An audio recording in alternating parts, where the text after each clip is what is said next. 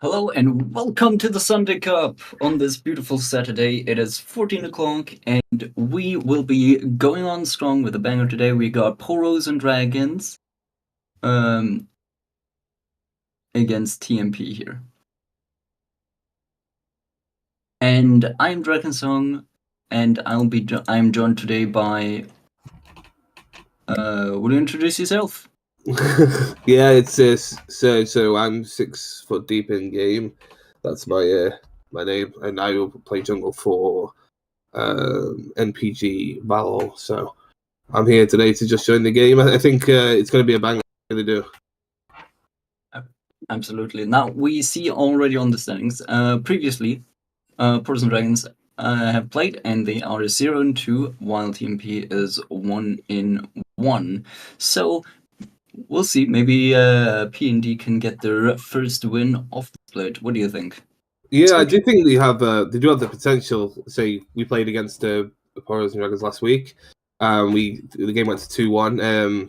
I thought they had very good map awareness, and they played pretty well. Not played against TMP yet, but I do see that Zikoi is a very good top laner from looking at his last few games. If he gets counter pick, he pretty much just takes over the game. So I'm feeling like it's going to be a top game where it's going to be a lot of focus up in that lane. To be honest.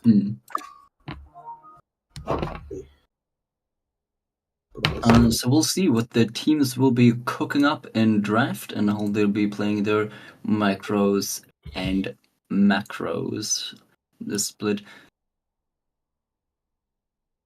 Exactly. Yeah, I think like I say, I do think if top does get the counter pick, there'll be a very top favored game. Let's say last time we both had the Gwen against the Ornn, which he went 14-0. So I'm expecting that not to be left open, especially if they're gonna pick Ornn early. Then I'm expecting that to be taken off. But if they've done the research, then we will see. We'll see. So you're expecting Poros and Dragons to go with the Ornn pick already? I'm not expecting it, but I'm expecting if we are going to weak side, because I know when I played against P&D, they did go for Ornn, and honestly he took over top lane. He played very well, and his Ornn was very clean. I feel like if he gets that pick, they'll do very well, but they have to make sure that one of the biggest counters being Gwen is off the map, because Zikoi is quite prominent on that champion. So totally agree with you there. And now I would like to hear from a production when we are intending to go into the draft phase. If we have any update on that when the teams are ready for their drafts. It seems like we're not even in the lobby at the moment, but I'm sure it won't be too long.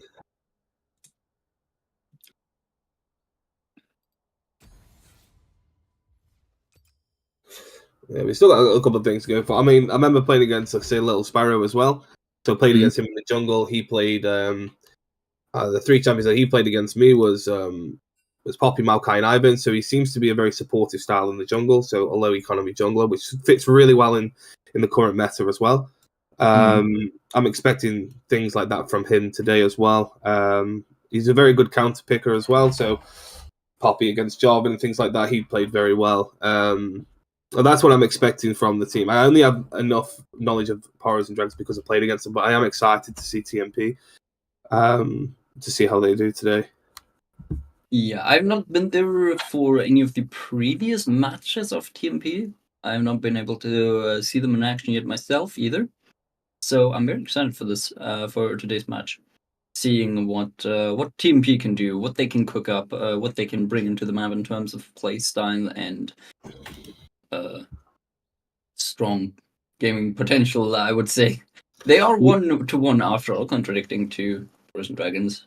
Yeah, exactly. I do think it's going to be a good game. Yeah, we've got TMP. I'm looking at their last recent submission of their game played. So just looking at it right now, I can see that TMP have only submitted 1. So it looks like we're going into draft. I'm just waiting. So we still got let's say Zikoi that went 8-1 on Jax as well. So he does seem to be a player that can play multiple champions and carry orientated as well. But I feel like if they put carrier orientated top lane, then the jungler needs to be a low economy jungler. So then the flow of economy is pretty good. Especially if you've got somebody that is reliable, as Yukoi is, and getting ahead and getting leads. So as long as they're on the ball with that, get him ahead, I feel like it's going to be a top versus bot game, honestly. Yeah, and that is very. I would argue that is like a very strong thing in the current meta, as you said it yourself. The playing the economy game. Yeah, for sure. So we're into pick and bans. From what I can see, I see that we've got the Rakan ban and the Gallia ban. Yeah. Seeing that, both Rakan and Galio are relatively economy, as we were talking, relatively economy efficient picks themselves, both for the support potential mid laner, and we see the Sejuani ban. Yeah. Personally, one of my favorite champions. Sad to see that it got banned. Yeah, I think it's very strong as well. I think the thing that I think has done the opposite effect on Maokai, because obviously with the jungle camps now, the more armor you have, the more damage you do to the camps. So things like Rammus and Graves are so strong right now, and also Ivern because of the fact he doesn't really care about the camps. So I have a lot of knowledge on the jungle. So yeah, we got the Yone and the Silas also. Yeah, I also see the Jinx ban coming out now. That I think is interesting. Going for an 80 carry like Jinx here, very interesting choice from TMP. Yeah, I do. I think Jinx, obviously, after the buffs as well, I think she's a very strong state. But I also think as well, if you pair Jinx with Emilio, it's kind of insane. So taking that away, Maokai first pick. Yeah, TMP going straight for the jungle pick. Onto the Maokai, which is Maokai is a very strong team fighter, being able to lock down and having a lot of area control with this massive ult. I agree. Yeah, he's got a very good engage, very low economy.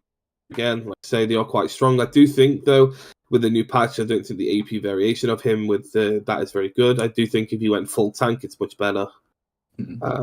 Ash. And we see PND immediately counter with the Ash pick. I would love to see Emilio. Emilio Ash is unbelievable. So hopefully, if we get that, that's a very strong bot lane. Ash players are very great with a lot of champions, with a lot of supports.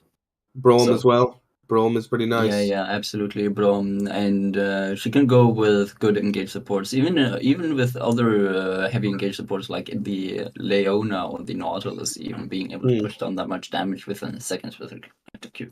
100%. And to the Jarvan and Maokai is a standard jungle matchup. I feel like it's they're both quite low economy. They're both pretty good. Jarvan, I think, in the same spot has that lockdown. Yeah. So for now, their teams do not seem to be cooking that much different up. We see pretty stock standard meta picks for now, with the Jarvan and the Maokai, the Ashe as the ADC, and we see the Rumble and Jhin locked in for TMP here.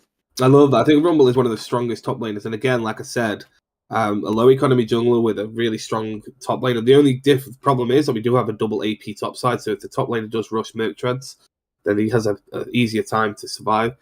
But yeah, absolutely. Especially Merc Treads is something I would think the top laner would into the likes of the Maokai. It's a Jace. It's a Jace, unfortunately. They put it in the chat that it's Jace. Again, I think Jace is good in the same what I said, other than the Merc Treads information, but I think Jace top is really important because of AD/AP ratio, so pretty good. Oh, still but such as they picked the Rumble as a Jace. I think as well, if I'm PND right now, I'm focusing on banning, making sure that they get Malphite. So if I'm TMP, I'm banning Malphite because Jason to Malphite is such, and they have so much great engage on them as well that can completely lock down the Jhin and the Jace with Jarvan and Malphite. Yeah. So I see the Alistar ban here, which I think is a good ban because Alistar has this very potential of being able to counter engage. So exactly, being able to ban away the Alistar here, I think is a good choice. Again, they banned the Gwen. I think I'm not too sure on what the ban is for because top lane's been picked already. And also the jungle's also gone. So the only Gwen can go into both lanes. I think that's a misplayed draft from P&D, personally. I see Syndra, though. We haven't spoke about the Syndra. I think that's a very good blind pick. Yeah, the Syndra is a very good blind pick. Syndra got a bit overshadowed by some of the other picks, but yes, Syndra absolutely great blind pick, especially into the likes with the with the Maokai, having the CC and the follow up with the old and with the shattered. I'm loving the one-dimensional thing from P&D. They obviously have a strong focus on team fighting right now. But one thing I do would say that I'm thinking about TMP draft. I'm thinking like they do need a heavy AP. So I'm thinking Oriana, Ari, things like that for mid lane to counteract the Oriana. I do think Oriana Jace would have been a better option than Syndra. Oriana, you mean? Yeah. Instead of Syndra, I think Oriana would have been a better pick because obviously the ball delivery service from Jarvan is quite clutch. But we're thinking about the picks right now. What they've got: Braum, Jin. I don't think that works. I think that's not the best pick. Yeah, Jin takes a bit too long between the shots to proc the auto attacks between Brom. So unless that is a Hail of Blades Brom, I don't. I see they're gonna have a little bit of trouble there. And we also see the Karma. We also saw the Karma picked together with the Ash. I'm a massive hater of Karma, but that's me. I'm personal to that. Yeah. What do you think? Yeah, Karma falling a bit off more in the late games, but being very strong and dominant in the early games. So we'll see what it brings, what the Karma is going to bring to the table here in this bot lane matchup. And we see now that Gnar is getting picked on the top lane. Gnar, of course, being able to wait. Yeah, Gnar top and Jace mid. Again, I think that the ratios are pretty good, but I do think they lack AP on the side of TMP. I feel like if they build armor resistances, they will be fine. I don't think Maokai does enough. Yeah, and there we see the Malphite. Malphite into the Jace.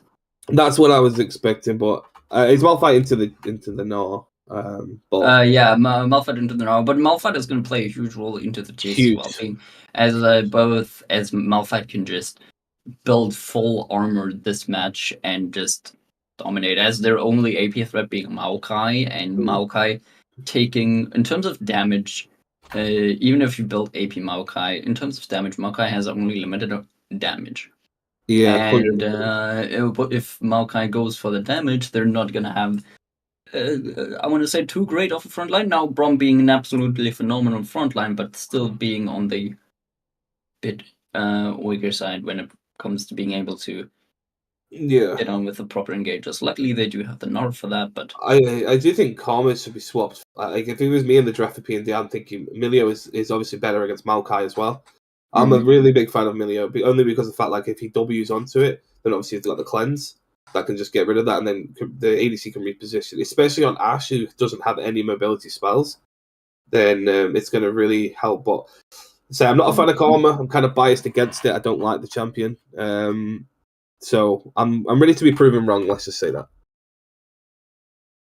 And maybe they will prove you wrong. After all, Poros and Dragons still need to get a win in this season split. Yeah, exactly. So, I think again the top lane's gone kind of a carry bruiser. I was a play low economy jungle expecting. I'm actually gutted it's not Rumble. I really wish it was, but I wanted to see the Rumble. I think it's strong. Me too. I was hoping that it was going to be a Rumble and not a replacement for the Jace pick. Yeah, it's the game looks very bloodshed. It looks very fighting for objectives and big outplays, and I'm expecting big things from this both of the drafts. We're now waiting for the game to start, and after that, we're gonna need to be able to wait out the 3-minute spectator timer. But in the meantime, so from this draft alone, looking at the draft, looking at what the teams have picked, who do you think Serge is gonna run home with the first win? Who do I think personally? I think, if I'm being honest, I do think that P&D have the better team comp. I think overall they have too much AD for Malphite to be picked. Like Malphite is so good, obviously, with building armor, so I think that's going to be essential on their engages. As long as Malphite doesn't ruin his early game and just allows waves to be pushed in and allows him to be weak side. If he allows himself to get the items, to get strong, and doesn't let Nob, use his resources of using his health, and getting him really low, then I feel like in the grand scheme, I do think that they made a misplaying draft TMP. So I think Poros do take it. I do. If they play it normal and they don't make silly decisions, then they just win, I think. Right, so very Poro favorite here for now. Aside from the Karma. Yeah, yeah, except for the com. I'm not a fan of that. But end of the day, if a lot of I noticed in this tournament, in this league, that a lot of people do stick to comfort. So it might be the case he's just not played Melio. So, sticking to comfort is always a good idea, if you're never not sure. But I think the one thing that really lets it down, the composition on the side of TMP, is a Jin and Braum. I really don't like the combination. Yeah, Obviously, and yeah. I agree with you there. Having played Brom, I'm mostly jungle main, but I've Mm, played a bunch of supports as well, and one of my favorite supports to pick is Brom. mm. The mustache just gets me every time, you know. Yeah, true. I mean, what they might have been doing, I'm not too sure if they were, but they Braum away from the Ash Braum bot lane, because obviously that is also strong. So they might have done it as a tactic to not make sure Ash doesn't get the Braum. Mm. I do think like as the thing is that we also have here is we do have like a double engagement job in Malphite where Ash, if the team don't think ahead of time and they don't think properly, that Ash could just get one shot by any of their team, like Gnar, Yeah, with Jin, the Jace. Nard, and the If Jace as well, being able to yeah, one-shot the Ashe easily. Karma needs to stay with Ash at all times because if she gets mispositioned or whatever, she's going to get one shot, especially if you got a Yeah. double engage. So That hopefully, being said, yeah, look at that being said, looking at this, I do think that in general, I think the Karma and the Braum should have straight out swapped. You know, you kind of yeah. want to see Karma with the likes of the Jin and the Braum with the likes of the Ashe. Mhm.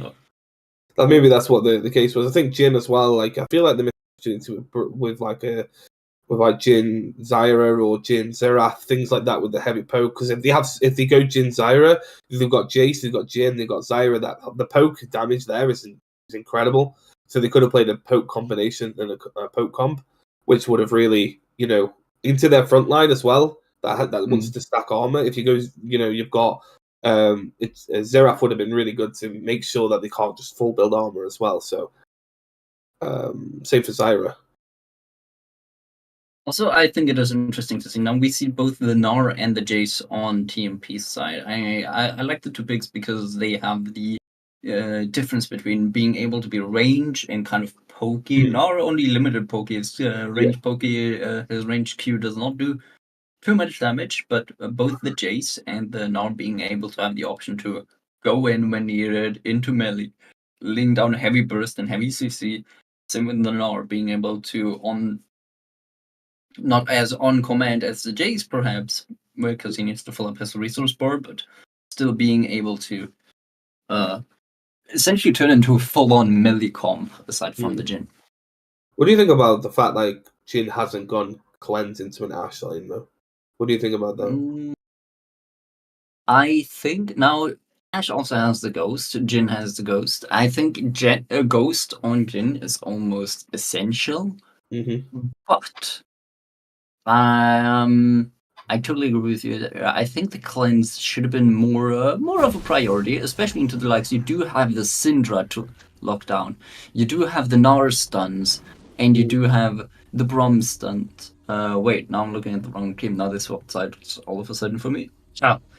So you do have the Syndra stun. You do have the Karma root. Wait, left, right. Now I'm mixing it up.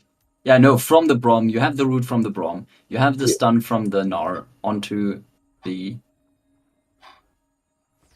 Ash. I think both of these should have gone cleanse, honestly. Both Ash and Jhin should have gone cleanse in this. yeah, I think that's right. Uh, I'm gonna put it in just to production. This is in order. My OCD is going through the roof. I see that Malphite's in top and Jesus jungle.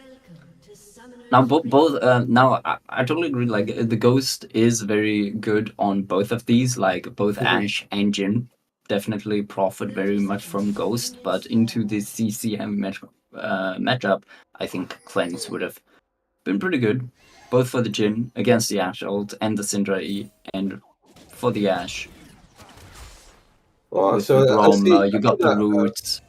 You got the Maokai CC. You got the Jhin W, and you got the Brom Q. So you cleanse would be useful both for both of these teams. Yeah, I think as well. I'm liking the we are scouting in the early as well. We're trying to figure out what's going on. Like a lot of teams also just don't think level one is a thing. Obviously, if the game wanted to start it when minions spawn, it would do just like Wild Rift does. So I'm thinking as well about the rune setup from Malphite. So he's gone for the pokey build in top. With the I'm seeing when you've got like I think it's good against Gnaw, but I obviously do see people also going with Grasp and things like that. Obviously, with the fact they've got a lot of armor on the team, I think it's not a bad shout, but I don't think you'll be able to proc it enough against the Gnaw. So I think it's the right choice. Yeah, I agree with you there. The Arcane Comet definitely is going to add more value than the Grass does, especially into the likes of 100%. Nice little process, really. It's nice little. They thought about that. So yeah, it's just going to be standard setups at the moment.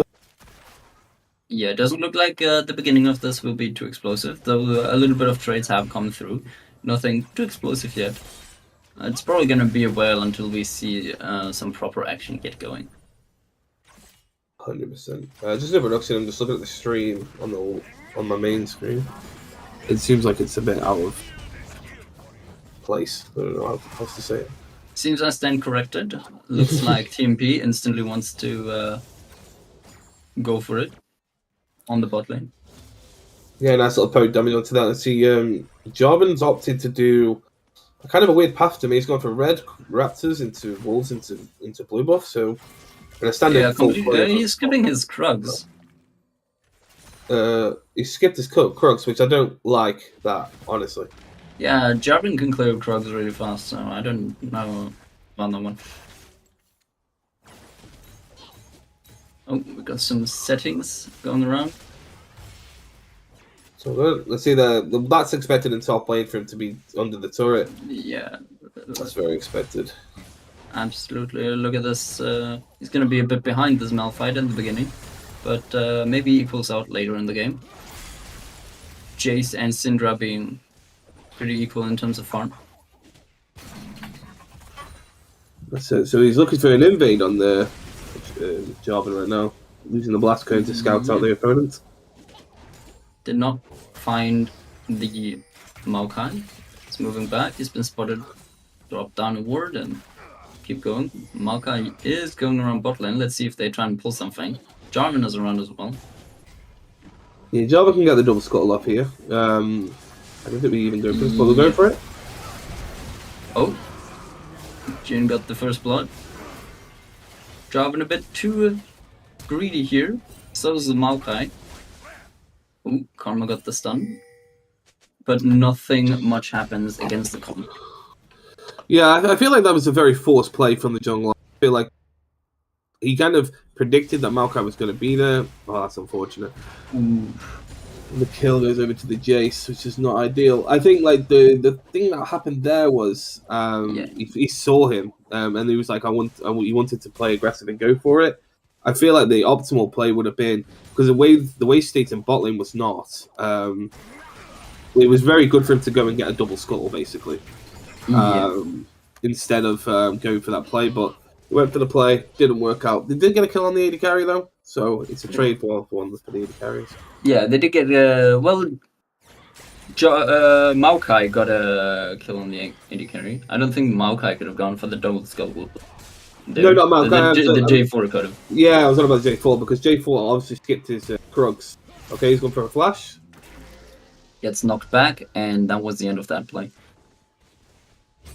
Yeah, so right now you see the Maokai's invaded his top side because he knew that he only had 24 teams. Jace keeps going for it on the mid lane, tries to give a look, but it looks like Jace will be able to get out. Can we get the camera on the mid lane here?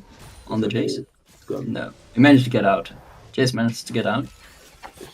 Let's see if there's anything more gonna happen in the bot lane for now. Doesn't look like it. What I'm not liking though, like one thing I don't like is a new group. Honestly, it's just a shield now. There's no tenacity involved because of the new patch update. So I think honestly the optimal thing to do is either go blue or red. I think green is pretty dead. It's not a good item at the moment. Personally speaking, obviously there might be a reason why they want shields. But I'm seeing the mid lane needs to get a reset. It's getting a reset off now. So the game so far is TMP favored right now. Yeah, it is TMP favored. Jin already got a kill on the Jace, on the Jin, and however Ash got a kill to counter it with, but also had to die. So, but But the bot lane's still pretty even CS. Trades are going through for now.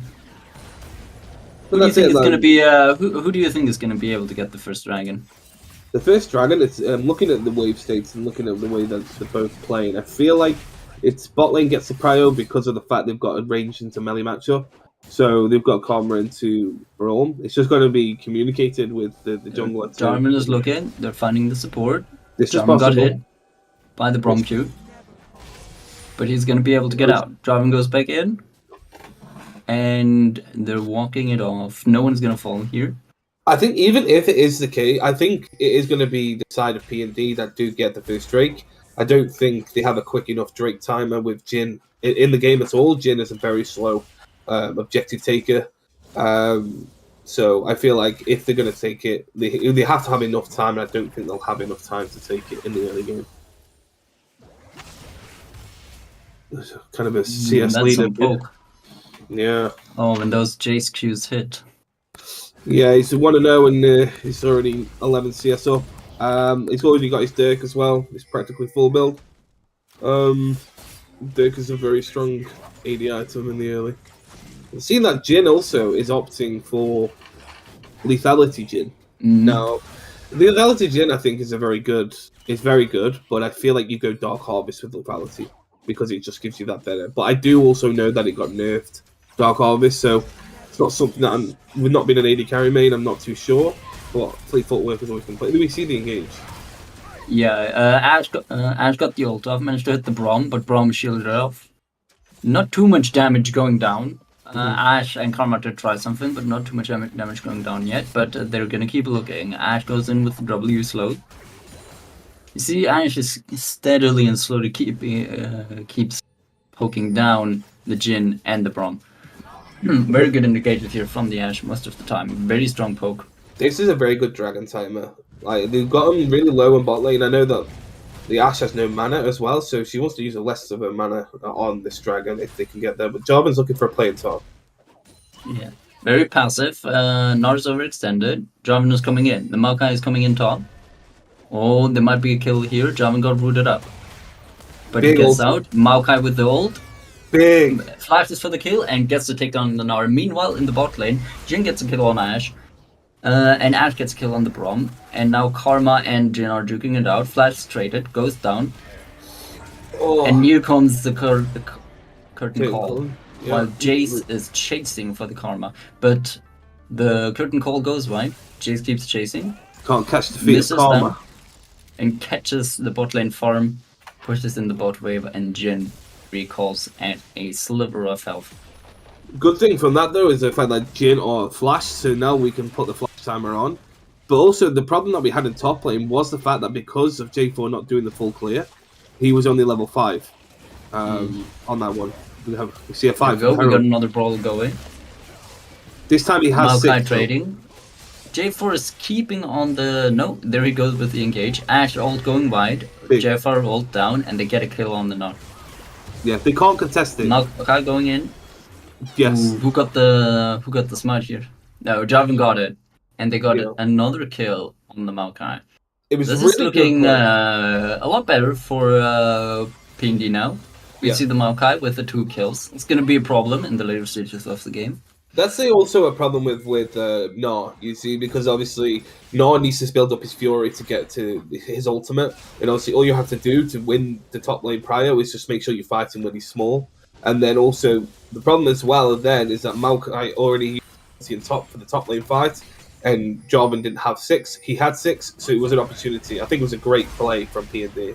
Oh, the Jhin W connects. Karma's rooting him out. They have the Maokai here, but he doesn't have ult. Well, I think it's Braum just goes in, flash from the ashes out. Maokai ult. It's going in, but it goes wide. Nowhere gets caught, and everybody walks away. Are they looking for a dragon now? Yeah, I think it's their time now for dragon. That's if Jhin wants to get it. Jhin doesn't look like he's that interested in it. J4 is around the area. Yeah, J4 doesn't have ulti, and neither does Maokai, so they're just fighting for the scuttle. Okay, he's engaging. Yeah, but he's going in. Ash follows up. Braum flashes out. Syndra's coming in for the protect. Just goes wide, and then they get the Braum. This now is really big. P&D is back in the game, looking for the dragon. P&D have now equalized the gold. Now they were like 1,000 gold behind. Now they're 200 ahead. So these plays are being badly played by TMP right now. They are kind of forcing a little bit too much, and P&D are noticing this. Nara's about to go mega. The Malphite pick is huge. Looking for the trades. Ooh.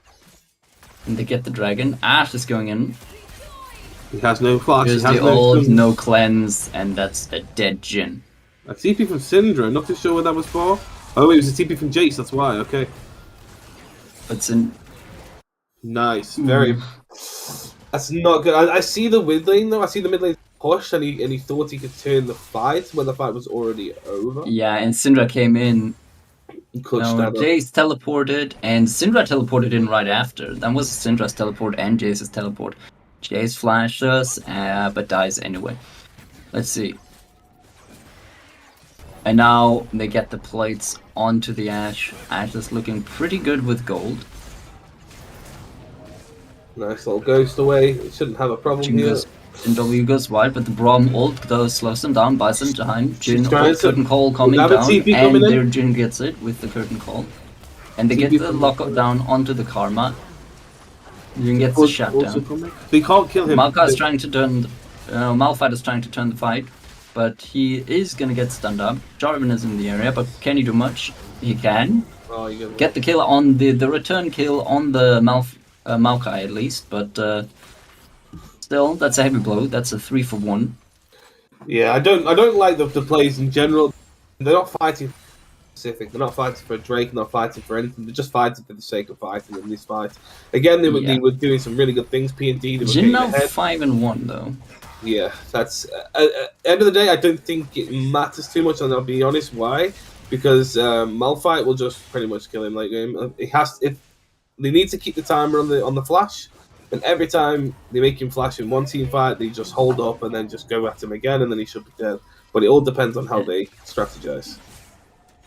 On other terms, you see that we can see that TMP is actually 300 gold ahead, even though being 3 kills behind. Yeah, there's a 35 CS disparity in top and 20 in mid lane, and also 12 in bot lane. So across the board, and I see Maokai's also outfarming the Jarvan, which is a strange concept to me. But Jarvan's also 0-1 and 8. He's doing the Lord's work. He's being the team's catalyst right now. He's making the plays and making it open for everybody. Yeah, having like close to a 90% kill participation here is pretty good from the Jarvan. Jarvan is everywhere. I'm seeing that also he's going to be building the standard build. I think he's either going to go Cleaver or he's going to go for the is it Shojin? I think Shojin is the play next. Yeah, Cleaver, Jojin, Gore Drinker. Yeah. While we see the atoms have gone down, we have the Yuma's Ghostblade on the Jhin, we have the Kraken Slayer on the Ashe for that extra damage with the Q, and we have the Demonix Embrace on the Maokai. Exactly. I say around the whole compositions, I say talking about them, I do think still, even though they are behind in gold, I still think that P&D are in a better position because of Malphite scaling. I mean, he's a lot of CS down at the moment, but it was kind of to be expected. He never can kill him. Yeah. No, it's just never going to be the problem in top. He's poking him down though. He is whittling him. Okay. Now it's Maokai. Oh, Karma's getting caught by the Jhin. Yuma's Ghostblade down, and they get the kill on the Karma very quickly and easily. And they're going to not be able to get the stun all the way down, but the curtain call's coming down. First shot goes wide, second shot goes wide. Oh, the third shot got hit, let's see. And the fancy feet. Just too slow on the Jhin W. She did not expect that Jhin W. She had flash available, but as that was happening as well, they were fighting top lane. You see the Gnar has been killed, and I think it was a gank that came from the Jarvan. And I see that the Malphite did engage early, which is very good, and they got the crash in top as well. So across the board, top got a net win, but bot lane. Okay, the flash loss again. And now the Maokai is on the middle, and Syndra's gonna get locked down, and that is a 1 dead Syndra. Oh, that Jace was just has the explosive damage with that engage, and in return, Poros are trying to look for the Herald, try and get the bit of gold influx. that was a Nar tries to very stop them. panicky, very panicked. Oh, Jarvan gets out, but leaves the Malphite. I'm sorry, the Malphite to his death against the Makai here. Yeah, the A Malphite betrayal. Malphite is very, very annoying because I always make a mistake. It's like me as well. I also say about Wukong. I say Warwick instead of Wukong just because of the W. I'm such a clown, but Yeah. And I see TMP have made the plays. They have made the engages. They have made the plays, and they're now actually equal on kills, and therefore, TMP is over 3,000 gold ahead now. Yeah, for sure. It's because of the lane states the same. We've got weak side, top side as well. It's expected to be behind us, yes, and top. In bot lane, though, it shouldn't really be the case that you're behind. A Malian to range matchup. Let's see if something happens here. Jin gets the root on the Syndra, but no further engages, so Syndra gets to stay alive. Another brawl in the top lane. He's taken 2 turrets in the top lane now. Yeah. But it looks like the Gnar is able to get a lot of damage done with this, with the help of the Trinity Force here. Oh, Lots of damage. Malphite has to use this ult to get out, and Syndra gets rooted up again. This time with the chase. That's the stun. Syndra gets her ult off, but dies for it. Bit of an overextend there from Syndra. Not really what you want to see on your mid laner. He's not really playing too safe, and looks like TMP are gonna look for the dragon here. Yeah, again, I was right when I said the P&D will get the first drink. I never said anything about the second. But what I do think is it's kind of falling apart for P&D. Like they're making a lot of weird kind of movements. They have Jace in the side lane now pushing in, and I don't think anyone at the moment. They need to slow the game down. That's what they need to do. They need to slow it down. For the Malphite to scale up. For the Malphite to scale up for sure, yeah, and I think they just start playing around objectively. Yeah, now they did put down the Herald, try and get a bit of a golden flux by removing the tower here, but they're not gonna quite get it. TMP being vigilant on their defense, while Gnar keeps pushing in on the top lane. The second tower is fallen in the top lane as well. They're now at the in-app towers. But what they need to do now, though, I feel like they need to put the people that need the gold into the side lane and farm effectively. I really think that they should either put the Ashe in it, or somebody that needs the gold. Malphite doesn't necessarily need the gold in that kind of way or experience, but if you put a carry into the lanes, like Syndra as well, she can get the waves inside. But obviously, they are. Gnar is looking for a black flank, but they are being sniffed out. It looks like they're going to give this tower. Listen, they have to remain strong though, because like they do lose the early game, and I feel like later on better. They have great pick potential with Andra, Jarvan, Malphite. Like it doesn't matter even if they're 10 to 12k goal behind. They can still get one pick, and it could swing the game. So they got to keep the mental, keep strong, and they will be able to get through this if they are. I think the potential is definitely there for them to pull off a play, get back into the game, turn around with team play, particularly, and team fights is where they should be shining. Maybe especially if the Malphite can target out the Jhin. Jhin being their strongest damage dealer by far.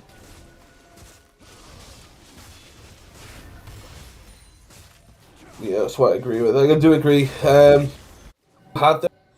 they have a lot of engaged. Roman's kind of picked for like an anti-engager as well. So I think maybe they weren't thinking about lane and they were thinking outside of it and how Roman can affect the team fights. Because obviously, if he just puts his shield up, then a lot of people can't do damage. So might be them just being clever. Maybe. But I still think that if Malphite managed to get a good engage off, onto the Jhin, if they can find an angle for it, you know, definitely some playmaking potential here. I'm with you. Now, the curtain call comes down as they find the Nord in the jungle, fighting in the jungle for neutral Looking for an objectives. engage. But J4 takes a lot of damage, the Ashwell comes down, finds the Nord, and Nord dies to the Syndra W. And to the force of will. That is huge. I think that's a very good kill, and I think again they have a Syndra which again scales very well. Phenomenally. Yeah. Now we see the Malphite trying to do something against on the top lane here. Ash popped her Ghost, trying to kite around here. Still putting some damage down, but not. Okay, we have the engage from Jarvan. We have the engage. Markup drops the ult, and so does the J4, gets knocked out. No kills found. The Ignite is ticking. Can they find the J4? Jin is here now on the field, gets the 4-shot off, one-shots the Karma basically. Syndra is here. Is he here to save the day, or just to get rooted? And TMP walk away unscathed from that one. Yeah, that was very well played from the Jin. He notices damage on lethality. The lethality Jin is so much stronger than the normal standard. So the fourth shot just incredible amounts of base damage. It's ridiculous. Absolutely melting. I think she had about 500 or 400 HP there. She just got one hit. Yeah. Then the problem that we have now is we have Jin on 3 fully completed items and tier 2 boots. He's 3k ahead, basically. Mid lane's only 1,000, well 500. We've got the jungler on 300, and the top lane's down by nearly 2k. So we see where the gold has been dispirited to. It's been all about the AD carry right now. Yeah, and both teams want to get their AD carries ahead. Mm-hmm. Jarvan having still a 90% kill participation here, looking pretty good, making the plays. Nars taking some of the camps away. And the dragon has spawned. It's gonna be Hextech Soul. They go for this, they might lose Baron. But they have a very solid Baron, so I don't think it's possible. I think if they just go and take the dragon. Yeah, and Malphite is in the area, so looks like Poison Dragons looking very favored for the dragons. Does Ash use have an E? But TMP is gonna start up the Baron in return. She needs to E the Baron. Does she have E? I'm not sure if she has E. She's not using it for now. They're not getting any vision on the Baron here. Nar's trying to slow down the dragon. And TMP take the Baron. Very well played from Nar. Nar was just stalling for days, and he gets away with his health intact and alive. Yeah. So Poison Dragons do get the dragon, but not in time. Ash was not on the dragon, so they were not able to take it that fast. Ash was hovering around Baron, did not put any vision on the Baron, so very well played. They did not have that much vision to play around. Control boards blocking out all of the vision that they tried to put down. Very well played from TMP, yeah. Yeah, TMP were really making sure they get it. I mean, it's a 24 minute Baron. I think it's very good. They're trying to get this game closed out because Syndra's running for her life here. Nar is on the chase. He's got the Hull Breaker, so Nar is gonna want to stay in the side lanes. But Malphite... Now, I haven't seen Malphite, bro. Malphite has mostly been staying in the top lane. I think he teleported down to bot lane once and died, and that was kind of it. Oh, great engage from Nar. Looks like they're gonna find the kill on Syndra here. Yes. Well executed dive. Curtain call comes down. He's trying to shoot down the Karma. But most of it goes wide. Oh my god. Did you see the grenade bounce? Incredible engage. Absolutely amazing engage from the J4. Now, they finally managed to get another shutdown onto from the Jin and from Who got the 1,000 gold shutdown? Jarvan, unfortunately, got the... Yeah, Jarvan got the shutdown. It's gonna accelerate his build a bit, but it would have been better on Ashe. Now, there's one thing I want to point out. In the beginning of that fight, we saw Jin was throwing a grenade onto some minions. It bounced 3 times, killed 3 minions, and then the 4th one landed on Ashe. Ashe was full health at the time, and she got straight down to half HP from 1 grenade. Yeah, that's what I'm talking about. Crazy lethality damage here. It's crazy amounts of damage. It's It's not legal that champion can do that. She's just used her E. Yeah, Scatter the Weak misses, does not manage to find the stun onto the Gnar. Looks like they're gonna want to look onto mid here, but they get the tower. TMP gets the tower on mid lane. I'm liking The the vision from Blue, TMP. So you Yeah, see that we've got great all the vision. waves pushing, but we also see that we've got deep vision into the jungle. So No, we looks see like he's caught out. No, it looks like it's the J4 that's caught out, and poof he goes as the Jhin. Yeah, it's absolutely annihilating. Again, it's all because of the vision. Like, because they had that pink ward in that bush, they were able to see it and then capitalize on that. So, one point to TMP. The vision macro from TMP is just better.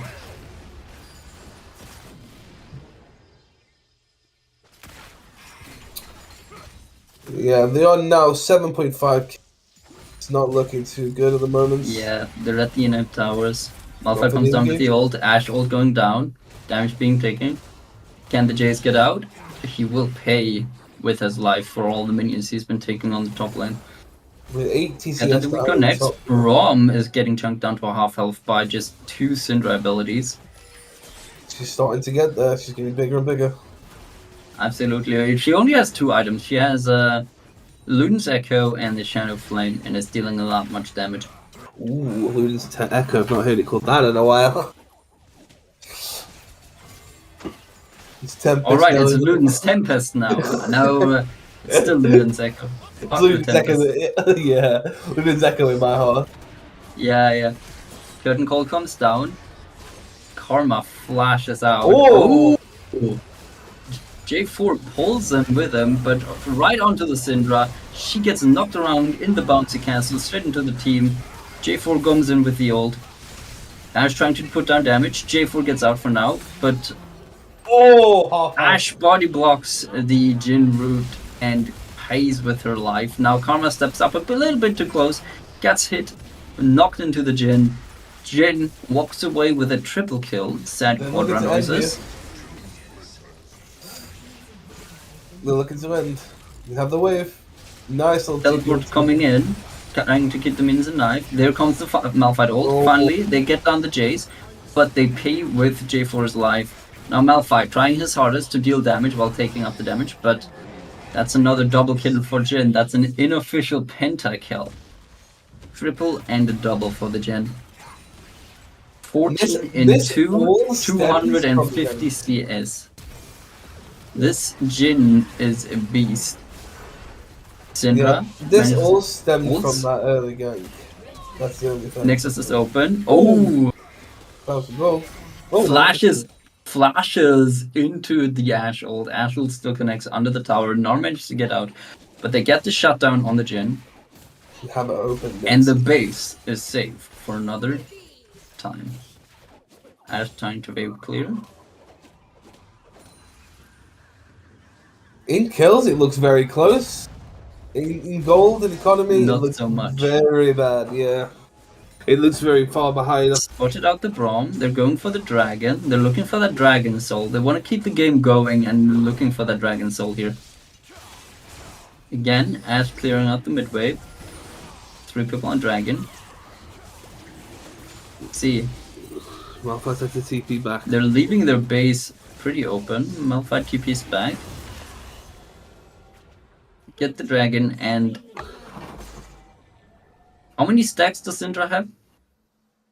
Yeah, 117. I don't know much about the like what the passive provides, if I'm honest with you. So, Syndra's passive provides her upgrades for her abilities, not unlike like Kha'Zix evolves, but she gets like splinters. Not unlike the they find a root, connects. Gnar goes golden. He's stalling. Oh, big ult! But Syndra blows him up. Huge damage from the Syndra. It's big. And the Ashe. Ashe will come online now with the Trinity Force as well. They spot out the vision. J4 is looking. Ashe has ulti in probably about 20 to 30 seconds. They're looking for the Baron. Baron, leaving the base open. Curtain Call comes down. Jhin ults onto the Syndra. Syndra sidesteps. Gets blocked. Syndra lives for now. They need to find this engage. They have to find this engage. Yeah. Syndra's too low. Syndra's out of the fight, so it is a 4v4. It has Gnar is TP. still dead. But can they keep up with the tremendous power of the Jhin? Clearing out the vision. TMP wants the Baron back.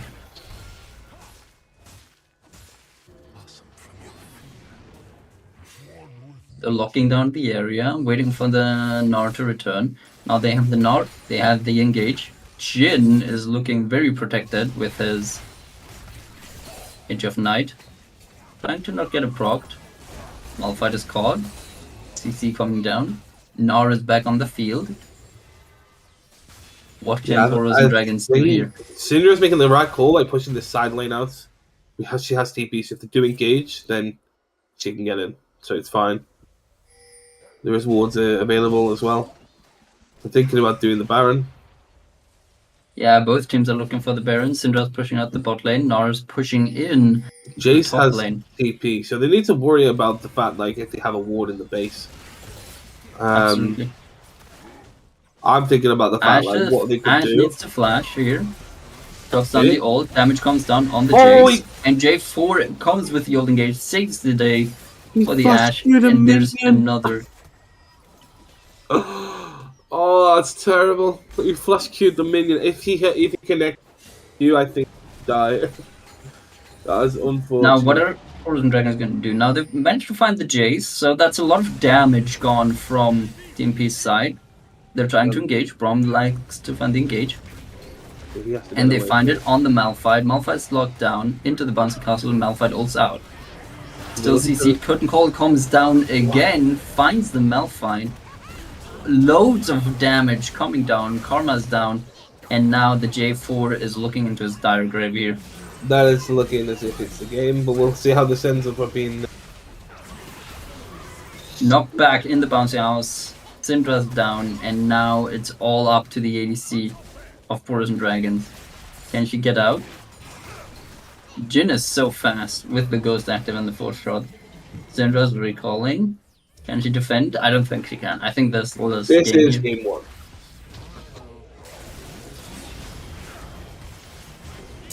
And that is the next sound. Well played from both teams here. Yeah, but, I do think the problem that we had is the fact we I say we, I'm not on any team, but P&D had loads of positives, but they were always a negative to follow from the positive. There was never always a complete net win. When they went to top lane, they kind of focused heavy on the top side when it's a weak matchup, a weak side. They sort of weak side of Malphite and leave him in the position that he was in.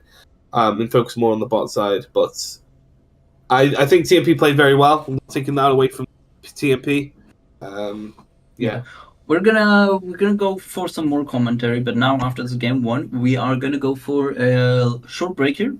And let's say depends what the teams want. 3 to 5 minutes, something like that. 5 minutes. I'm gonna have a 5-minute break. Should be coming onto the stream any moment now. And we will see you guys after with some more and follow up with some more comments and have our second game.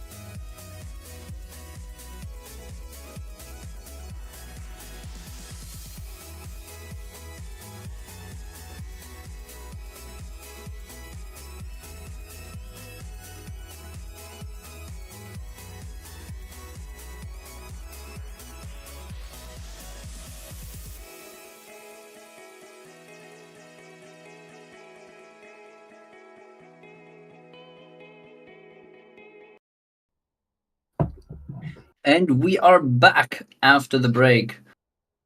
Sorry for the short delay. We can see that TMP managed to get the first win, and we are going into draft with the second game very shortly. Yeah, I'm hoping to see the same kind of draft from PND again. I don't think I think genuinely I think PND as side as draft went, I thought they did very well, and I think they could have won. Again, I don't like Karma, but for me, I think TMP just played the game macroly a little bit better. But it's some things that PND can look at in the review, do it in their own time, and figure out what they did to make the mistakes. A lot of the time, one big mistake was, I think, most champs, if I'm being honest, in the jungle now, it's just all about getting that first full clear completely done, get that done, and then you can start doing different types of things and different. Because I think the problem was with J4 missing the Krugs in the early was the fact on the fight and top lane, both of them would have been level 6, but he was level 5 and caused a bit of a ruckus up there. But that's just from a jungle to jungle point of view. But overall, J4 was doing a lot of work though. Yeah, Jeffrey was basically in every single fight doing a lot of work. I totally agree with you. Now, I think a lot of it came actually from, as you said, the macro. I think personally, I'm a huge vision fan. Yeah. I love my vision. I think vision is one of the most important things. It lets you do a lot of plays. Just knowing where the enemy is can be so helpful. And yeah, I think I saw that a lot now at TMP, playing the vision absolutely marvelously at times, getting a few good picks just from having the right ward at the right place. Exactly, yeah. Things as well, if you're going to be playing things that are team fight reliant, good thing that TMP were doing was making sure that the side lanes were always pushed, and making sure that they could never get a free engage as a 5v3 or 5v4, things like that. Again, I do think if the game was slower, if the game was allowed to just fester, and it was allowed to go into latter parts of the game, I do think PND would have pulled it back, especially with the amount of engage and things. But they just can't. You just can't put Malphite in a situation or a weak side top lane into a strong side. J4 was giving a lot of help to Malphite, but we're starting to pick some bats. Yeah, and we are in picks and bans here. And again, we got the Rakan and we got the Galio ban. Yeah. And here comes the Sejuani ban again. Are we looking into the same ban as last game? Perhaps. Looking very identical so far. Exactly, yeah. As we say, I do think the ban in Sejuani PND do like to opt into the low economy junglers. I'm hoping for the Ivern. I'm hoping for something else for PND, something that could be more. Let's say with Jarvan, he was very proactive. He was very doing a lot of things, and I think there's less chance of making mistakes if you're doing it with Ivern than if you're doing it with the J4. I think it really matches the style of Little Sparrow. Yeah, absolutely. Now we see another Yone ban coming through here. Again, not sure what is it for. Maybe somebody on Portals and Dragons just absolutely fucking hates Yone, I guess. True. I think, Yone is one of them champions that I'm really annoying. I was hoping. I'm not too sure why TMP keep banning Jinx on blue side. Jinx is pretty simple to play. I don't think it takes much to play her. Yeah, also, I think it should be a pick for TMP. It should be a pick for TMP for sure, and I think he can match it with a lot of things as well. Lulu, match it with Milio, match it with Brawl. You can do it with anything with Jinx. So I don't know why the ban is coming in. Yeah. Now we see our first difference in the ban here. We do see a Maokai ban. Looks like Portals and Dragons do not want to phase into a Maokai again. Yeah, Jin, as expected, he played very well in the first game. And they got Jin Mental Papier got the Jin first pick again. Yeah, well, exactly. Wasn't first pick last time, I believe, but no, Maokai was first pick last time. But I think Jin is a very good. All you need to do is pick tanks into him. But again, they had a lot of tanks last game, and he was still out to maneuver that one. So you say a lot of tanks. They had the Malphite, but Malphite was just put on the sideline. I did not see Malphite roamed once, and it kind of got him killed. And then from there on, he just never roamed again and was just stuck in top lane. And I think that was one of the huge deficit points from Porus and Dragons. The Maokai, the Malphite, one of their aces, not being able to do what he needed to do and not finding the engages he needed to. Like, we saw him need to ult out like 2 or 3 times last game, and that was just one of the nails into their coffin.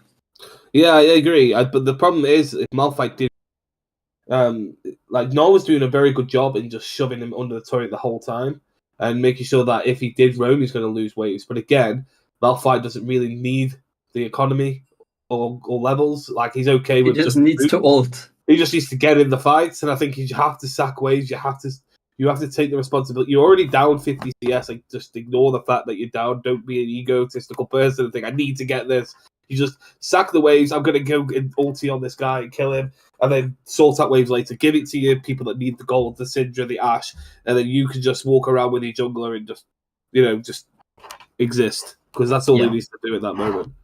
Now, looking at picks here, we see the Syndra pick coming on for Porus and Dragons mid lane once again. Syndra was performing pretty decently last game, and now we see the Zac, what I can only assume to be a Zac jungle for Little Sparrow here. Very interested what that's going to be turned into. Zac is Lucian. So Zac is Lucian. All right. Yeah. Okay. Always confusing. And we got the Jhin Braum again. Again, it worked, but just because something works doesn't mean it's correct. Like, it's not very theoretically correct, shall we say. But it worked. It did well. It had the protection Jhin needed to survive.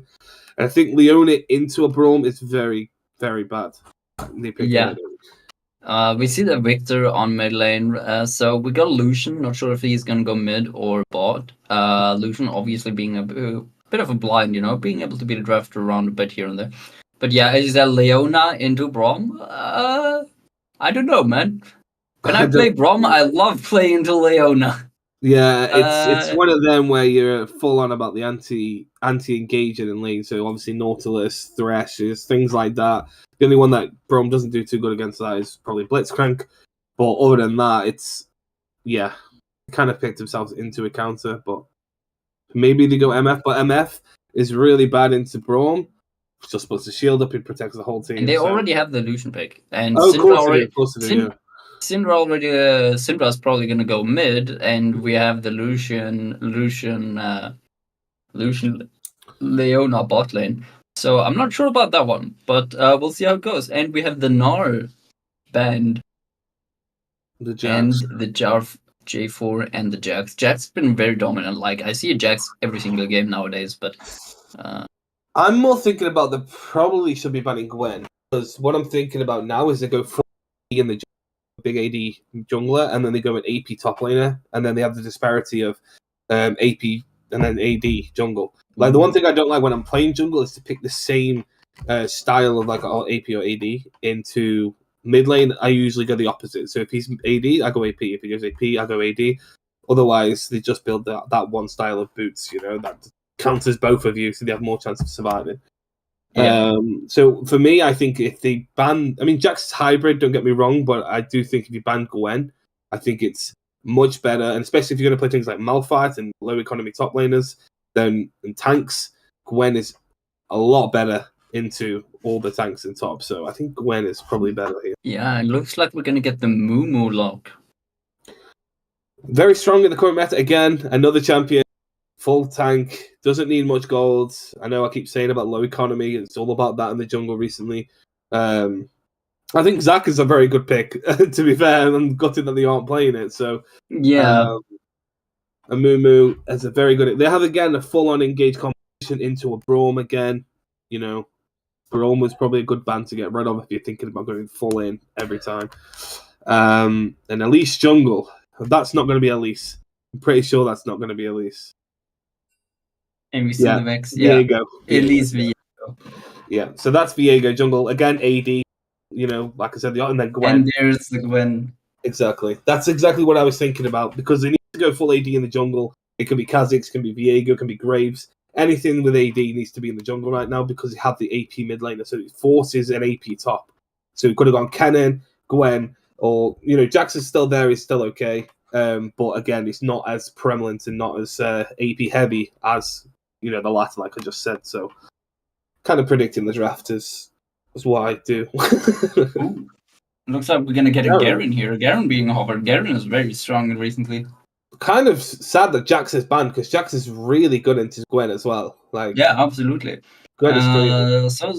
So's Garen. So now the picks and bans have been done.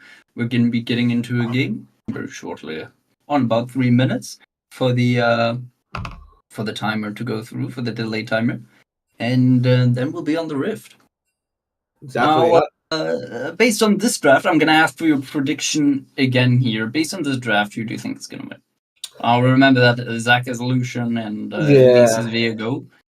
I like the side of TMP this time. I'm not just saying that because they won last time, but as I said, like with them picking Victor, I knew the fact they needed like an AD carry or an AD mid, a jungle. So we say that's has carry potential. Viego is perfect for that, and I think Gwen again. It doesn't have the best early game against Garen, but I don't think he gets bullied. She gets bullied too much against Garen either. And I think later parts of the game where she can start building up her, her true damage against Garen, can build up against the AP again. Yeah, it's again they've got Amumu and Syndra both AP heavy, so it's one of them where you build Merc Treads in mid if you want to. If you're feeling that you're going to get that, then you can build Merc Treads. Most people could build Mercs because they have a lot of CC on the team. There's only Lucian, and if he gets behind, It's pretty detrimental. Yeah. Garen is also AD, but he has AD, but he actually does AP on the ultimate, I believe. Like you couldn't go Hex Drinker against it. No, his ultimate does true damage. It does, yeah, I think it's I do think it's true damage as well. I'm just trying to think. No, it is true damage. That's the stick about his ult. It's true damage. I say they must have done something, but yeah. Either way, I think my point of what I'm saying is, I do think I just prefer the TMP. I don't like Braum Jin. We've mentioned that before. We don't like that, but they have Leona Lucian into a Braum again. I don't think that they're the picks into it, but we'll see how it goes. But TMP favored for me. That being said, I do think we talked about this earlier that if you've been to a Jin, you want tanks. Leona, tank. Amumu, pretty tanky as well. Garen, pretty tanky as well. But on the other hand, we do have quite a bunch of tank busters. We have the Gwen going having a lot of true damage, having like max health damage as well, magic damage. And we have the Viego, of course. I'm not like Viego in his kit alone is not a tank buster himself, but the item is he's going to go. We're probably going to see a Borg, obviously, and that like probably if he goes Borg and then continues with crit, he can go for a Lord Doms. But we'll see if he goes into with the crit build or the what is the new one, the Trinity Force one. Yeah, so I think if I'm Viego, it would all depend on how the start. If he gets some quick, easy pickings and he plays aggressive, Amumu will do the best clear. So one thing I would probably looking to do is probably red into red. So just being aggressive into the early because he can't really defend himself. And I also think that Victor into Syndra, it's just a neutralizing wave state, so he's just going to keep bouncing waves back to one another. And I also think top may have prior with Garen E, but I do think that Viego should be a bit more aggressive and think about closing the gap between him and Amumu. Because Amumu, given time and given time to get into the game, is an absolute amazing engager, can stun a whole team and can carry team fights. Viego, on the other hand, they don't really have a front line. Let's just be honest. Yeah, they have the Braum. Other than that, they don't really have a front line. On the other hand, I think Viego can very much do. I like to play Viego. I play Viego a lot, and I want to argue you have the Leona. On their team side, you see the Victor. You have the Gwen. You see the Braum, and they have these engagers which is the Amumu, the Garen, and the Leona. So I can see that TMP is going to need to fight this front to back.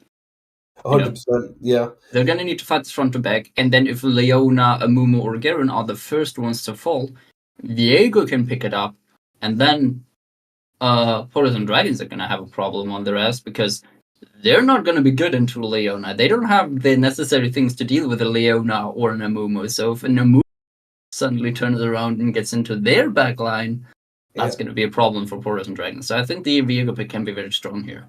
Yeah, I agree. If he manages to turn. Yeah, he has to play the game. You know, he has to play a bit more aggressive. He can't just chill. I mean, I know I said last time it's pretty much doing the full camp, doing your full camps and stuff, but you have to be adaptive as a jungler to junglers. I think you have to adapt to every game state. And I think if you're going to play against an Amumu, who has gone Conqueror as well, so he's not gone tanky, he's going to be aggressive. You know, I feel like you have to do some shutting down of the Amumu. Letting On them the know that other you're hand, I have noticed I've played into Amumu a few times, and now Amumu was a bit stronger back then. Amumu was a bit stronger. He's not as strong as he used to be right now. But I have I'm not sure if I was actually playing Viego, but I think it was actually like something like a Kindred. And suddenly I see this Amumu just running into me and just fucking melting me down. Amumu was half HP and I was like full HP during like my basically full HP at the time during my Raptors, and he just cues me and just walks me down basically with half HP, and I can't deal any damage to him.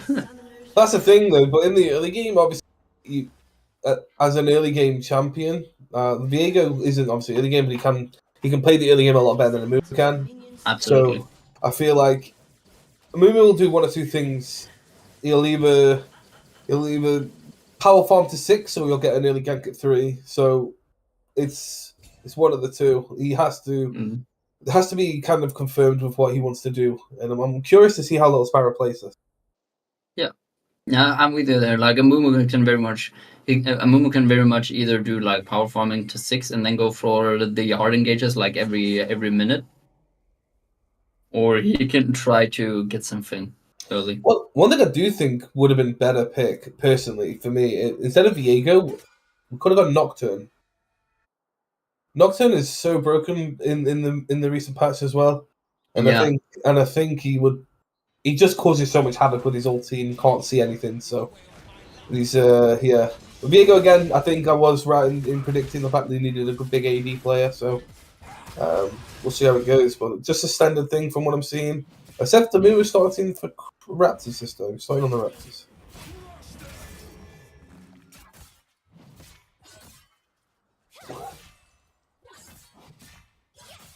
Let's say it's just standard phase. Yeah, there you see the Garen Q's coming down on the Gwen.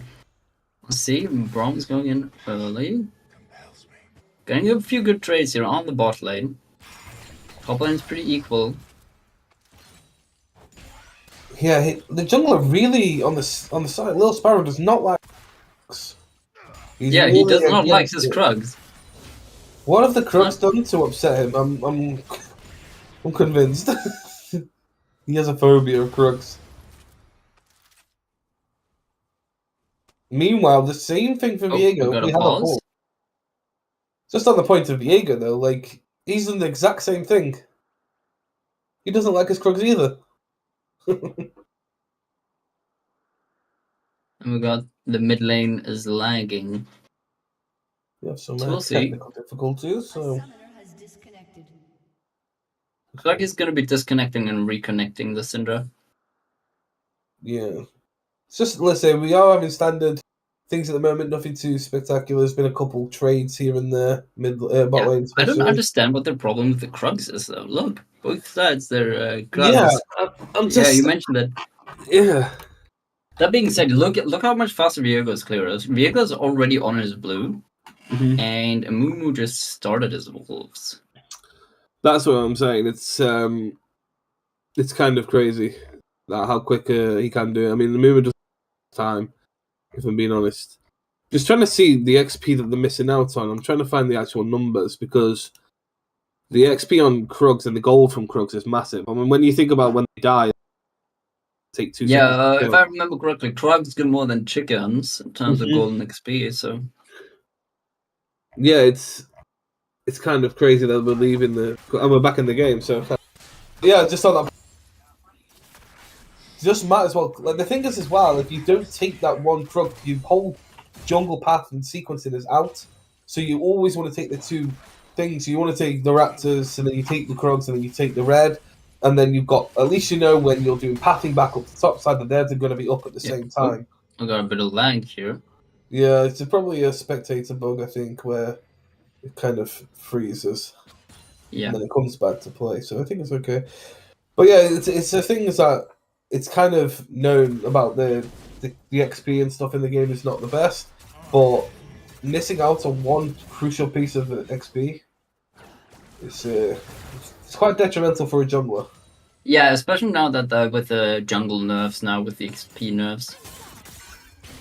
So Vega's looking the full clear. Oh, look there we engage. go. Engage gets flashed away from. Ignite's ticking. They're looking back though, looking to get back in. They did pop the ghost. Q goes wide. Not gonna find the re-engage here. Not too bad. Full summoners blown on the Jin. The way that it's looking, if we can look at bot lane, that's pushing into us. If we can get a freeze in bot lane, then the Jin is going to be so in a bad position for the movement to Yeah. Look at about re-ganking right now. Yeah, Viego's ganking mid. Amumu's trying to re-gank here. No flashes up.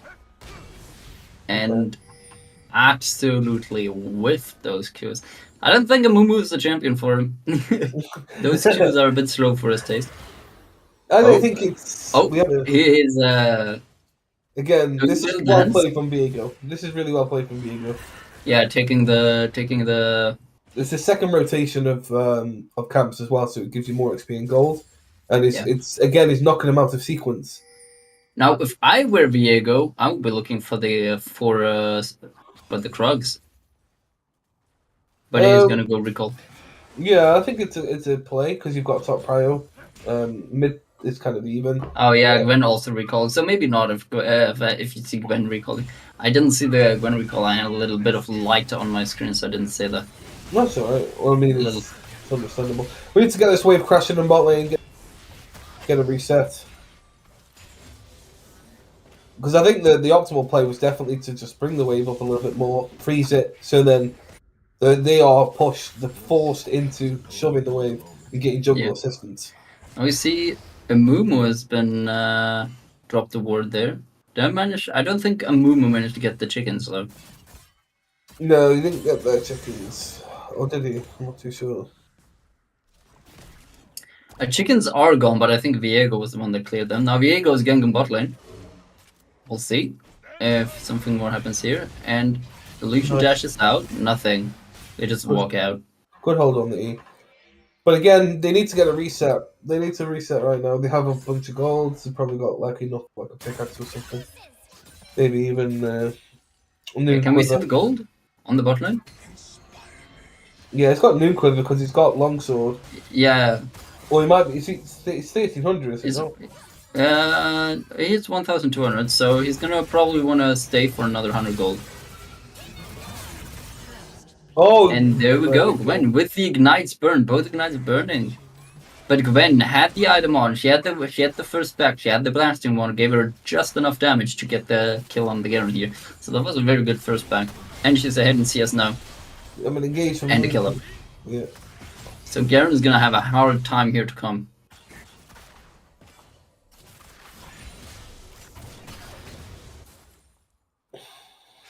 Amumu's ganking mid. Q goes wide. Nice sidestep from the.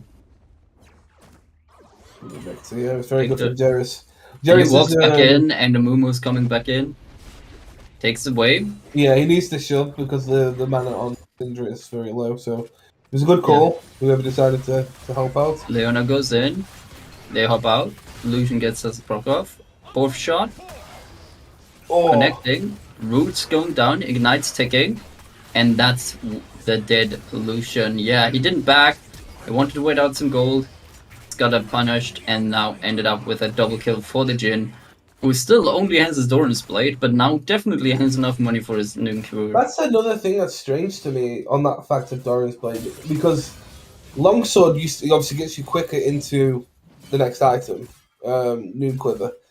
So I get that, but the problem is, like, Doran's Blade is so broken now. Like, it's got more AD, more HP. It's got everything that you want, and it's the same AD value as a longsword. Yeah. So I'm not too sure why he opted into going for longsword build, unless he wanted to get a quick base, which made sense, but he just didn't refuse to base. So Yeah, no, looked like he already had base, but I'm not entirely sure anymore. Now we can't see it. Little Sparrow is hovering. Not on vision. Q goes wide again. Oh, it's a disaster. And now he hits. Sun's going down. Can Gwen get out? Ult comes down from both sides. No ignite again. no. No! Oh Does god. not get the thing, and the flashes in for it. It's a disaster This is for Portals and Dragons. Gwen's still alive. Garen on a sliver of HP.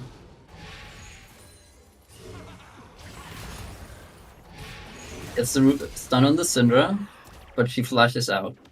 Yeah, I see Syndra's rushing the electrocutes. Yeah. Flash out from the Syndra. Yeah. And no sums there.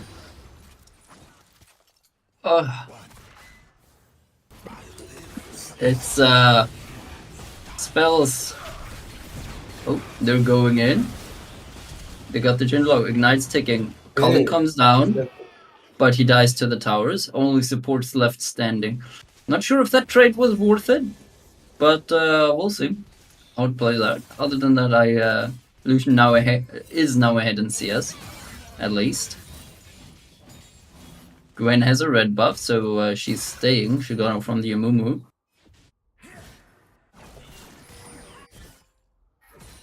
Yeah, TMP looking very good, looking very strong. Almost good. 3,000 gold ahead. Viego coming in front again. Now he has flash. Syndra no flash, and that is the kill. Yeah. Needs to shove the wave, go back. Nice little setup there. Because again, the Portals and Dragons, they just don't have the vision to. They're not like they don't have the vision to keep tabs on the enemy jungler. It's a stun. Leona's going in. Ult, Amumu ult, and Viego's now here to play as well. Looking to get the kill. Viego kills the Amumu. Lucian gets a kill on Braum. And it's another disaster. Curtain call coming down, and Viego goes with the triple kill. Braum goes down. The support of TMP dies, but it spells disaster for Portals and Dragons once more. That's 3 more members down for the trade the support. That's a steep price to pay for Braum. They are 4.6k behind in 10 minutes 30 seconds. Yeah, it's 9-2. Gwen having a massive gold lead on top lane, not only in the CS but plays as well. You can see Gwen is a whopping over 3,500 ahead almost. Wait, no, I said that wrong. 1,700. Yeah. No, it's crazy. It's like almost 2,000. There's been like I say, a kind of a change with drafting out, which I do it like we've gone for a more skill based kind of matchups and stuff. They've kind of just skill checked them. I feel. Yeah. Totally agree. Now Braum goes in. Colin comes down. But they walk away. Amumu and Viego on their way to the bot lane. Syndra's following up sharply. Q goes wide. Both teams walk away. Ultimate burn from Lucian. And Portals and Dragons looking for the dragon. Viego though, still on bot side. Is mist spotted out.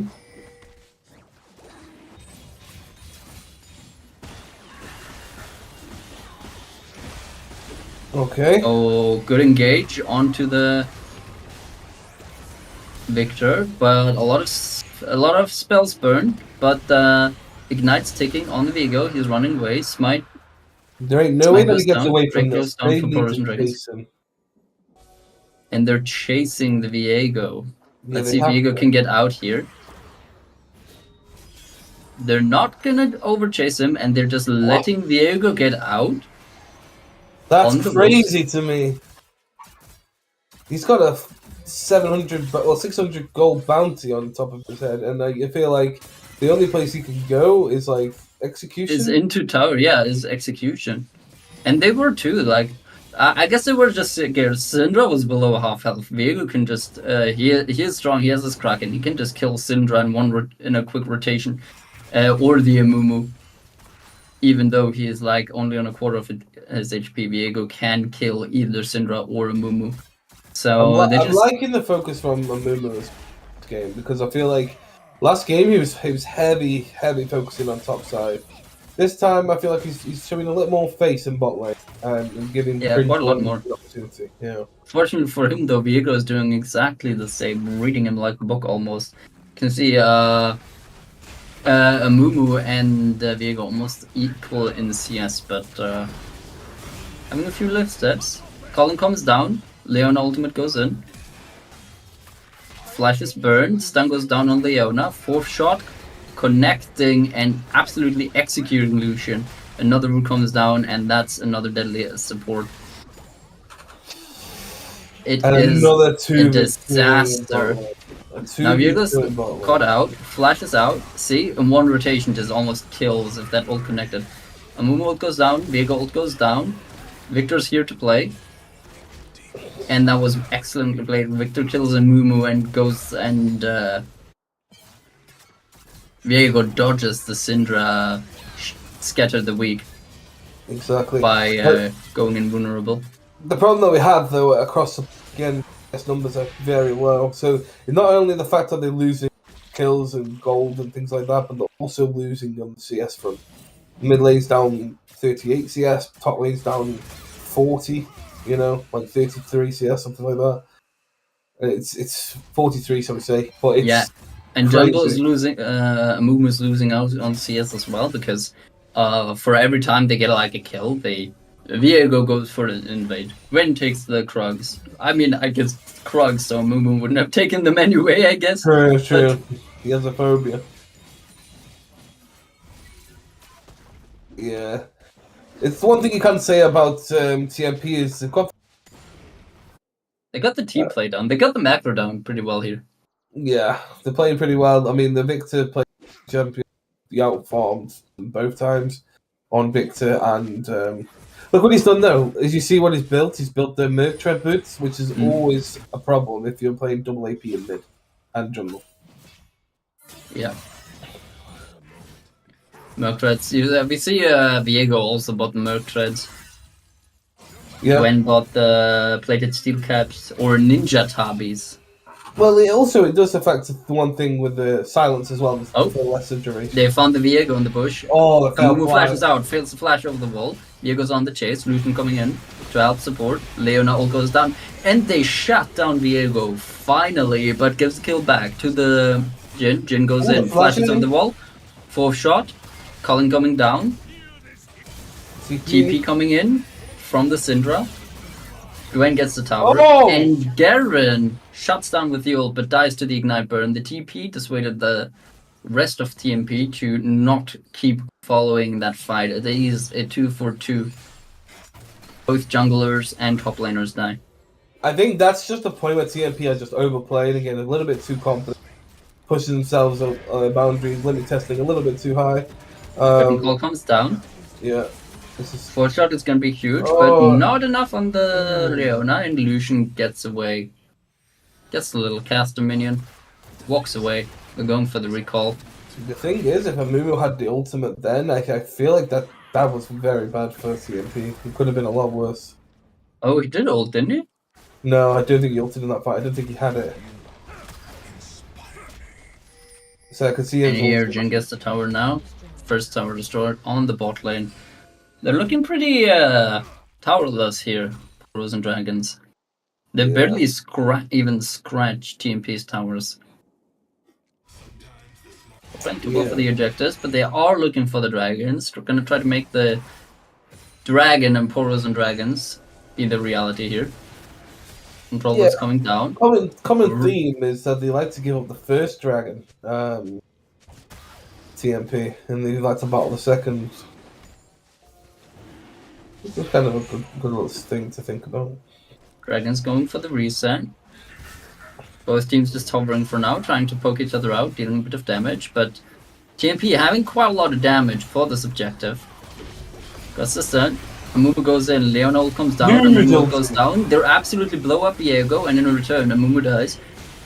Victor and Jin, great damage, absolutely shredded. Gwen teleported down, and it is chaos, another disaster. I think Lucian is going to be dead here. Sidesteps, but it's not going to matter. Gwen is on the chase, Gwen ult is down. And Jin collects all the kills. Meanwhile, Victor is doing the dragon spell. It's 4 for 1. Spells disaster. We are 18 and 7. Ooh. TMP is almost 10k ahead. Well, 9k, but almost 10k. I would say. That's the problem that we have with laners in a competition. Like, I feel like in Knights you have to win. You have to show the reason why this is a better pick. The problem is with Gwen is she can take both. She takes TP and she takes Ignition. So yeah, it's a rough one. And when you lose lane to it as well, it's hard. And there's something like they say, because they went AD and AP, and both Viego and the laners are doing, you can't just build defenses against one of them. That's why the attack boots are pretty much the only thing you can kind of go. Amumu tried to set up flank, but gets spotted out by the Braum. It's done a ward. See, looks like they're going to try and set up for the Baron here. Looks like Team P wants to end this. Yeah, they are officially 10k ahead. Like you said, there's been no scratches on other turrets. It's not even a Baron yet. It's not even Baron. It's not even 20 minutes in game. They're looking for the second herald here. We're at 19 minutes 30. Yeah, they could just literally do Baron cooldown. As soon as it's off, as soon as it spawns, 20 seconds, they could just be on it.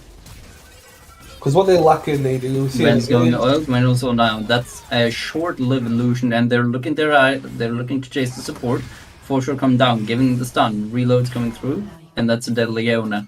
Keep chasing the Amumu. Jin is. Meanwhile, Garen is trying to go to break the first tower, but doesn't quite get it. Jin is absolutely massive, 9 and 6. These fourth shots hurt them in real life. It's like a punch through the screen at this point. Stunning the Gwen. Nice, good use of ult, but are they gonna get the tower? They're tanking it. Mumu's got the stun. Kill the Gwen, but lose the tower. And that is the base is open. Boris and Dragon. See if they can defend this inhibitor. They still have not managed to take a single tower in return. Top lane has been pushing in, but Garen, very scared to try and all in the Victor, even though I think he could kill him. There we go. Running around, he's pretty fast. That's the ult down, ignites ticking. Goes for the flash. Victor's just kiting him. No way. That's the problem that we get.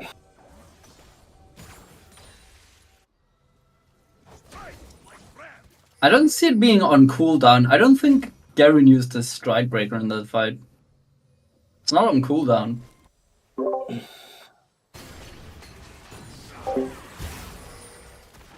Yeah. But maybe a visual bug. Looked like, yeah. I'm hearing that he did, but we're not getting the cooldown on the screen here for it, at least. Yeah. Leona ult. Doesn't stun anyone, but goes for the slow. And the engage fails. Bit of an obvious, not really much of a flag, very obvious, and they just walk out. Gonna trade a bit of damage on the tower. So what do you think? Do you think this game is going to last for a lot longer? Who do you think is going to take the Baron? As soon as they decide to end, so I don't think it's going to be any longer than 5 minutes, 5-10 minutes, maximum 10 minutes. If they don't, I feel like they're just stalling out for the sake of stalling. To be honest, Yeah, it looks like they're putting their eyes on Baron. Yeah, it should be the play. But not going in quite yet. Trying to set up some vision first. Gwen split pushing in the bot lane.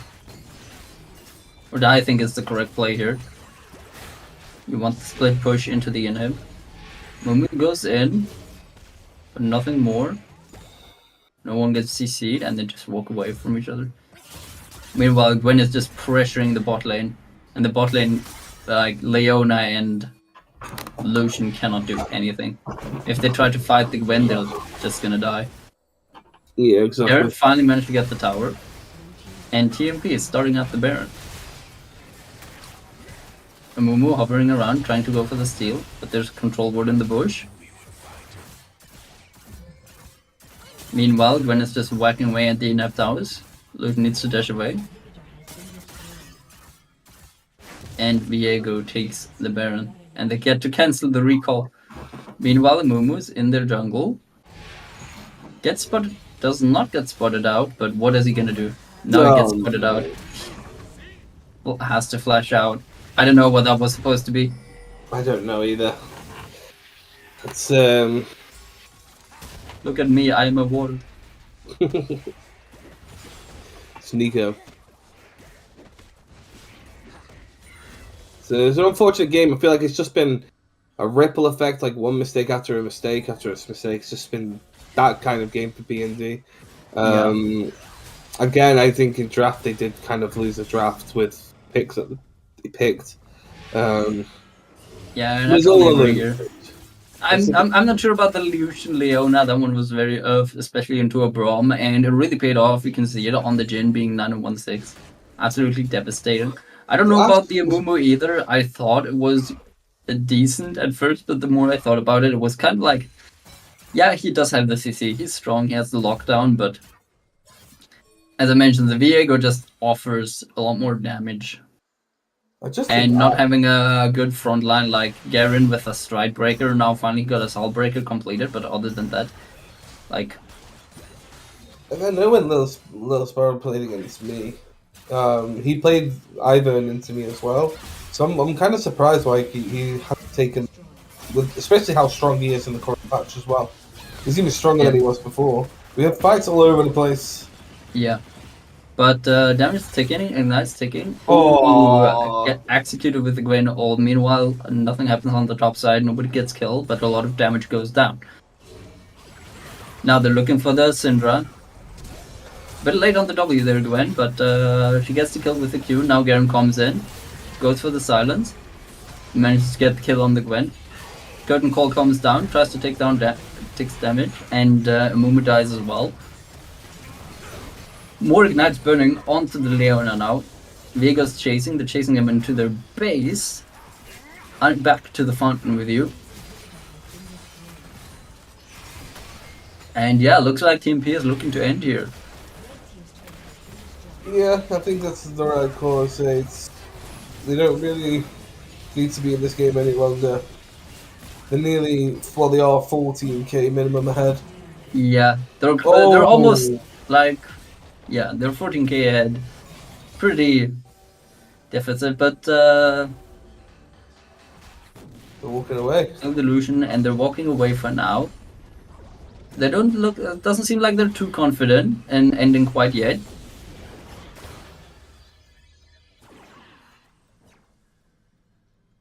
Let's see if. Let's see. Are we strong on the copying here? You think Poison Dragons can and will come back? I think the game is close to dead and buried. I mean, I like the copium effect. I like the comeback story would be great, but I don't think they have the composition for it. Unlike the last still had an opportunity because of how much engagement they did have and pick potential that they had. But this one, it's, you know, when you're 42 CS behind in mid lane, 20 in the jungle, 20 on top. There's too much gold in this game. Yeah, on top of that, I think, Leona goes down here. Not much to say, like, Jhin and Gwen just too much damage. W from Jhin. Good goal comes down, absolutely shredded, slowing Syndra. And I would say, even if they manage to land every single CC on the Jin, let's say the Jin, they are in a position where Jin can do nothing and they just kill Jin, they still have to deal with the Gwen. Exactly. And the Victor, which is not shy of being quite strong with Yeah, Troy. exactly. Even the Brom is 1-1-18, and that looks like it's going to be game killed in their own fountain. And yeah, 2-0 for TMP. It doesn't look too good for Poros and Dragons. They're down to 0-3 now. And TMP, Team Mental Papier, has been looking to climb their way all the way to the top here. Very Going true. They're now 2-1. 2-1. Yeah, 2-1. Very good. From what they're playing, that they don't play. I feel like they were pretty good. They had some good macro decisions. Drafting was pretty solid. I feel like the one thing that is kind of a bit of a thing was like the fact, like I already called the fact that Gwen was going to be picked in that game. Like from as soon as they picked Victor and mid, it's like okay, they're looking at AP top as well. I knew instantly. So maybe a bit of a blunder, but not banning that top, which then caused an issue because he couldn't play a tank top laner, which I really think he wanted to play on. So Yeah. But yeah, even in True Garen, like the Gwen does win. We saw the Gwen had like quite a lot of damage, and I think a lot of it, again, in this game, was a lot of it was vision. Not a lot of. You see, we saw that a lot of the ganks from Umumo fail because he managed to step onto a ward, and I don't know why. Like both these games, like junglers seem to be allergic to Krugs for some reason. Though Viego did take them in later stages of the game, but Very true.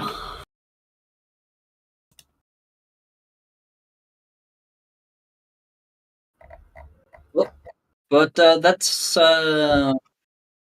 today's match. Yeah, today's match.